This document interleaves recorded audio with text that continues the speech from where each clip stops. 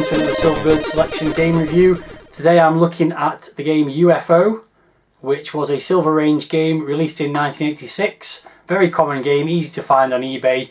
My copy just cost me £1 as part of a bundle many moons ago. Not much more to say about it other than let's look at the packaging and load it up and see what the game's like. Let's get on to it. So here we have the front cover of UFO. Pretty nice looking one too. Nice dark background with a UFO flying out of the cover there, and in the background there you can see a nice cityscape, bridge, the usual sort of stuff, water, quite nicely done. And the logo is on the spine as it was on the front, which is a nice metallic looking logo. And as always the picture wraps round, and then on the back we've got a couple of screenshots which look very nice, very detailed. So there's a kind of cityscape there, looks like some kind of shoot 'em up for sure. And then more of like a river or a valley there with a mountain in the background. Very nicely done. It's got like the reflection of the moon in the water there. And the blurb about the game says, "Are you destined to become a fighter ace? Take the alien fleet and find out." We take on the alien fleet, that says, I think, actually. Inside the inlay we've got a little bit of an anomaly because it hasn't got the usual flap with the list of other Silver Range games. I think what's probably happened is this was one of them where you could send off to join the in crowd, I think it was called, and someone's actually cut that off. So this particular cover hasn't got that on anymore, but we know what would have been on those 2 pages. So let's move on to the instructions. As you can see, UFO is copyright 1987 Odin Computer Graphics, it says there, although I'm sure the game was made in 86. And it basically says that there's a horde of unidentified flying objects detected approaching New York. The only fighter capable of tackling the alien crafts is the experimental F-21 Condor, of which there are only 4, so no prize for guessing how many lives you're going to get in this game. Your priority mission is to destroy the UFO force threatening the Big Apple. If successful in this highly dangerous sortie, you will be required to transit the hypersonic air corridor to the next theatre of alien operations. Sounds interesting. Loading instructions as always, and the controls. So a little bit more information there. Flyers should note that excessive use of firepower will cause the fighter to overheat and temporarily short-circuit the weapon systems. Once all the UFOs are destroyed, the fighter will automatically enter the transit corridor through which you must safely guide it in order to enter the next affray.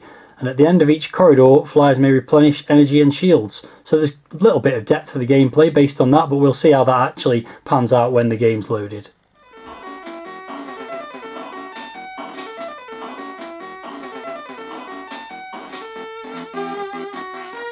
Okay, so the game's loaded. As you can see, fairly unimpressive title screen. It says UFO at the top.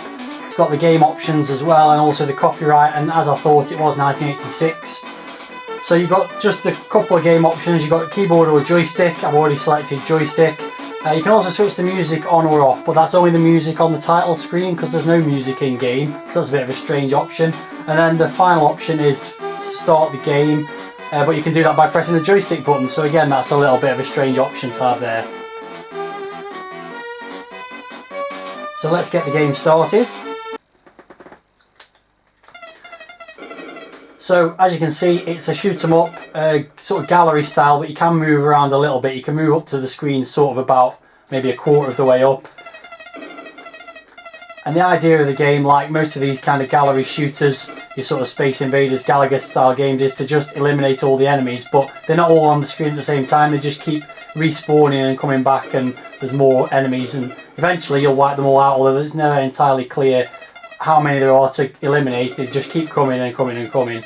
So what I've worked out is the best place to sort of position your craft generally is on this path. Oh, although I've lost 2 lives already, so maybe not this round.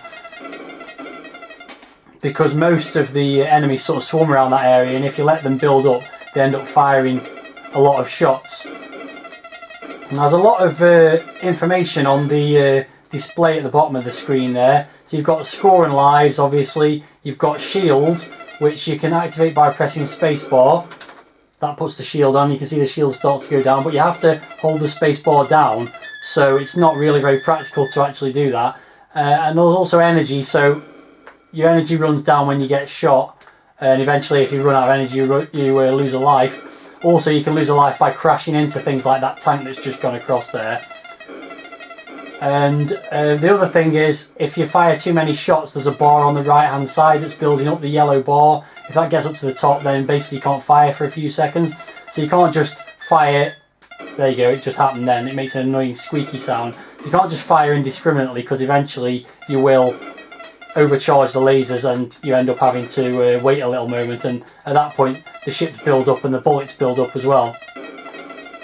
So on I go, and I've still got no idea exactly how close I am to the end of the stage.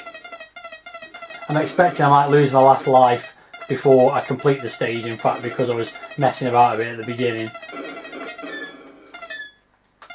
So as you can see, the graphics are really nice. The background graphics certainly are really nicely drawn. Lots of detail in the cityscape at the back there and all that kind of stuff. These players... Oh, there we go. I've completed the level. So when you complete a level, you have to go to the next level via this sort of like racing stage, I suppose you'd call it. So it's quite nicely animated, sort of almost like Afterburner or something like that, where you're flying into the screen, sort of 3D style, and you've got to keep between those two sort of igloo things all the way along. Every time you hit one though, you lose a bit of energy, and I'm very close to losing my energy, and in fact, there we go, there goes my last life. So you get the game over screen with the score that you've just had and the high score as well, and then you go back to the title screen. Didn't mention the music first time around. It's pretty average. It sounds a bit sort of Far Eastern, like maybe it would have suited a beat 'em up game better than this game, to be honest.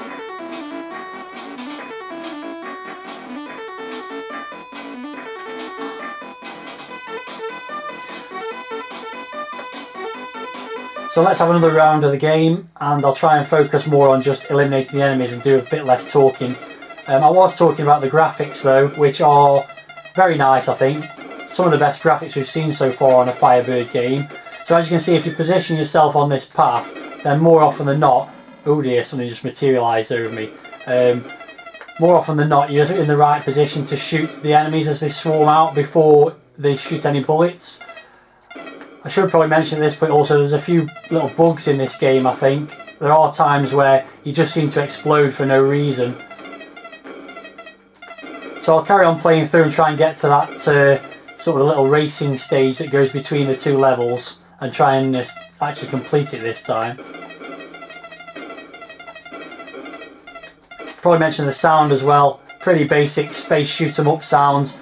Pretty annoying squeaky laser sound. And a few explosion sounds, and that's about your lot. There are a few whirring sounds when you activate shields and things like that. I think the shields make a little bit of noise. No, they don't actually, I made that up. There is some other whirring sounds, but I can't remember where they occur. It might be when you complete the stage actually.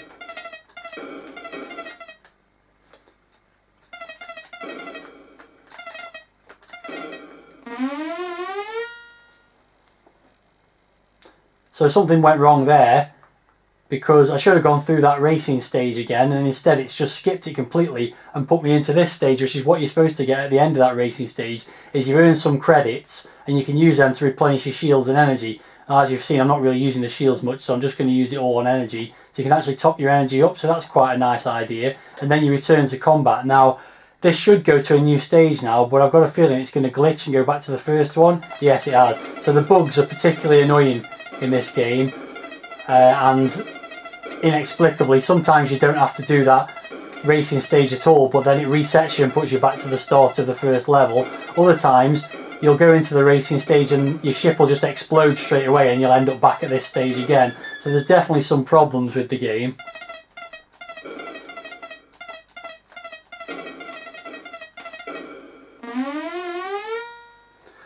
Okay, so after several attempts, I'm back on this screen again. The bugs have really been annoying me, and also sometimes I've just not been very good at it as well.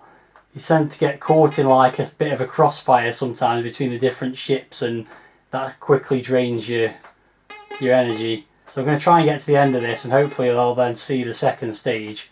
But I've got no lives left, so if I run out of health again on this bit, then it'll be all over. There we go, finally reached the end of it, so hopefully it'll work properly this time. So again, replenish the energy is the obvious thing, although for some reason I've only earned 3 credits there, whereas I had loads the last time. So let's go back to combat and see what happens. Finally we see round 2, And it's more of the same basically, and I've just lost a life almost straight away there. Honestly, it's not going well at all. Okay, so after another 10 minutes of infuriating gameplay through the first round, I managed to get back to this screen again. So let's stock up my energy again as good as I can, which was virtually nothing again for some reason. Go back to combat, hopefully this will be level 2. And I have got at least 1 life left. You're right, okay, so here's level 2. And as you can see again, it's really nicely drawn. It's got very similar enemies, although the movements of them are similar. The actual enemy drawings of sprites are mostly different. But it's basically the same swirling green enemies and things that roll along the landscape, a few things that pop up.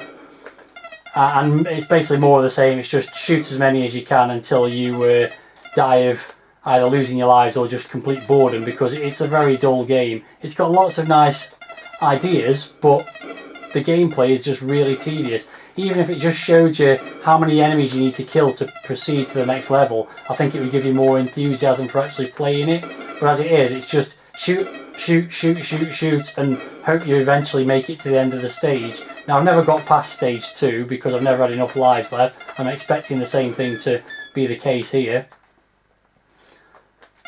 But yeah, you've pretty much seen all there is to see, or at least all I've seen. I think there is at least one more stage with another nicely drawn backdrop, as was shown on the back cover of the inlay, but I've never seen that and I don't think I ever will.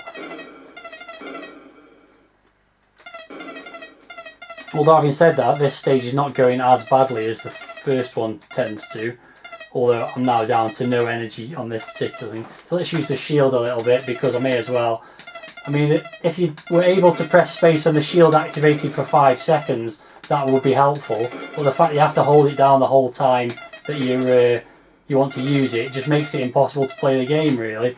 So yeah, that's enough of that. It's run out anyway. So let's see if we can make any further progress.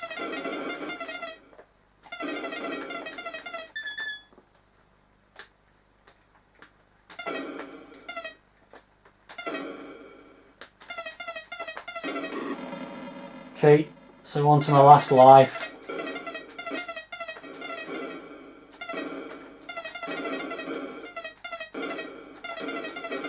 This is going reasonably well for some reason. Oh, there we go. I spoke too soon, crashed into something, and I'm dead. And that's all you're going to see of the game because I've frankly had enough. So, got a score of 9,290, which doesn't really seem worth it for all the enemies I killed. So let's move on to the scores.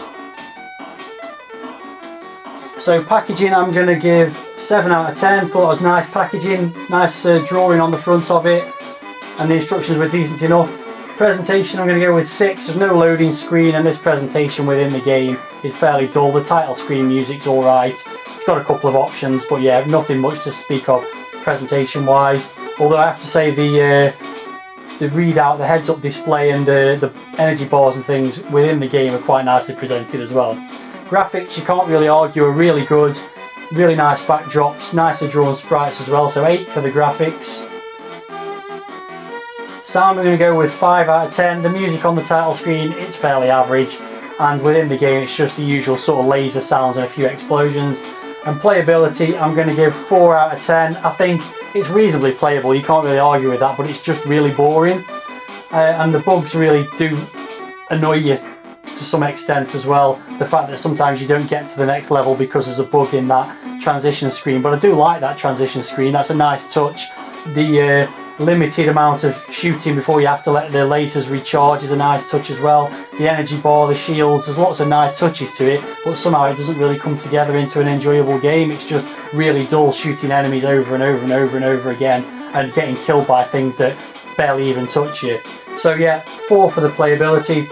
Now that gives it an overall score of 6.1, which really shows that there's a bit of a flaw in my rating system, because if you've got good graphics, decent sound, decent presentation, but low playability, it still gets quite a good result, quite a good score. So I don't really think it's worth a 6.1, but that's what my scores gave it. As for whether it's worth $1.99, I would say no. I mean, on the face of it, it looks like a reasonable shoot 'em up, but it's not really any fun, and I was bored of it within 5 minutes of playing it. So that's UFO. We'll move on to the next game review soon, which will be another shoot 'em up. If you've ever played this game or got any thoughts about it, then let me know as always in the comments, and I'll see you next time. Thanks for watching.